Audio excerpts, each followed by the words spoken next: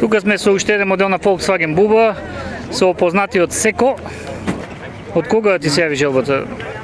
Па тоа ми беше желбата пред 3 години некаде, 3,5 години. Сакав каква бубичка да се земам, да се изпремам нешто бандаши и полека ќе ја средувам. Како наоѓаш спој на музиката и со ово хоби? Па така, малку моментално сме загрозени со ситуацијата, али се снаодиме полека. Тоа е да сме здрави живи. Возилото го користиш само за вакви настани или?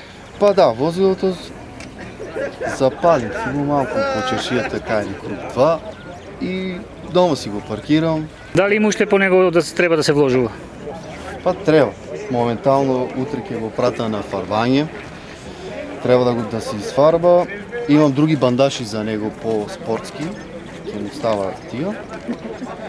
Ќе затем на джамовето и ситници што има, па секој стара е колата, не е нова, 76-та година е. Супер, со среќа понатаму. Фала.